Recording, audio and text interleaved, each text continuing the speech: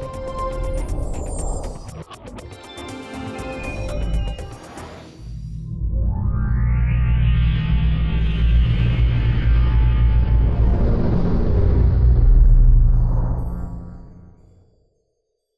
and welcome to official Xbox 360 Magazine's OXM report, and this week we're talking to Rare about Kinect Sports Season 2 and how the studio's future is tied to Kinect. Okay, so I'm here with Scott Henson, who's the studio head of Rare. So you're generally considered to be a studio that really took advantage of Kinect, made the most of it. Why do you think that is? Well, so when we first saw Kinect, which was like 3 years ago, we saw this huge potential to change the way people play, right? And if you look at the last 5+ years of Rare's history, the one common theme that you'll see is this consistent push towards innovation. And Kinect made tons of sense for the studio to jump on board and see how far we could take full body play. And Kinect feels like a completely different beast, even though the hardware is the same. Yeah. This year, it feels like people have really got to grips with it. What's changed for you guys in terms of Kinect development? Yeah, so this is the part that I get really excited about. Having been in software for so long, for the last couple of decades.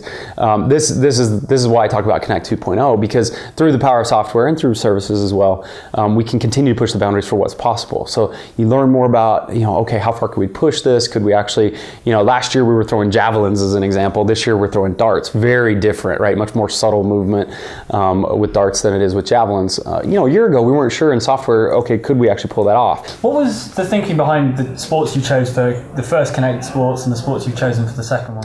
Yeah, so in the original, there was a lot to just kind of prove out with full body play. So, it was like, okay, well, let's think about sports where you might jump or run and that kind of stuff. So this is why you see track and field and, very, physical exertion focused things. And then, of course, like very natural experiences like bowling. So it's a very experience led. And then as we kind of started, doing that, and we were like, well, maybe what we should do is, now that we kind of got this under our belt and we kind of feel really good from an experience perspective, all the different things that we could do, let's go talk to customers. Let's talk to them around the world and like, what do you guys want to see? What do you think would make sense?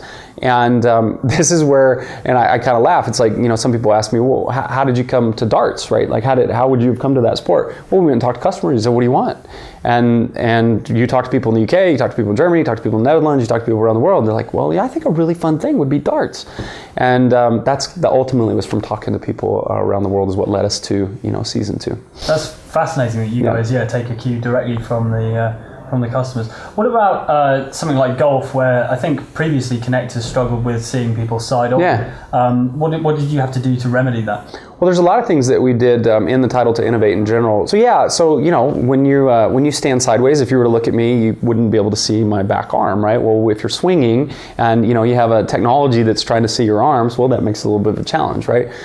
So we again, partner with the platform teams and the hardware teams and say, okay, well, what technology do we need to invent to actually make this feel really, really good? And literally for hundreds of millions of different body types and lighting conditions and all these sorts of things. And we've continued to innovate. A year ago, it was kind of like the darts conversation. Like, can we do this? Can we really get that subtle movement? Yeah, maybe we can. Keep working on it. Yes, we're there. And so it was a journey, right? It was a journey of innovation to get there. And baseball is very similar in that regard as well.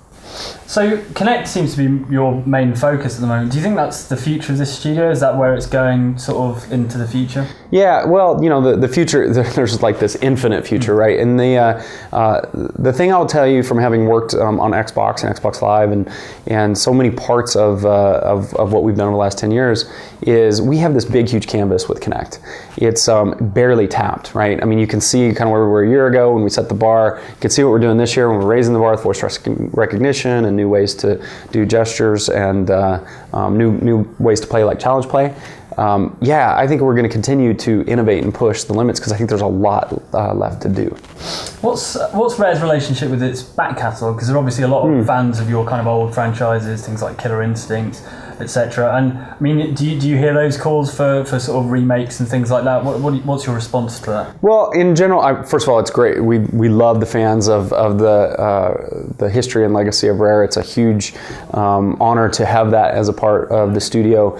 But our focus and ambition is about innovating and driving innovation with Kinect. If it makes sense, of course we'll evaluate those kinds of things. Right now, our immediate thing in front of us is Kinect Sports Season 2, and continuing to push with that. In fact, we'll continue to push the innovation envelope even beyond launch. We haven't talked about any details of that yet, but people should stay tuned because you'll see more with season 2 even beyond what you see with the initial release.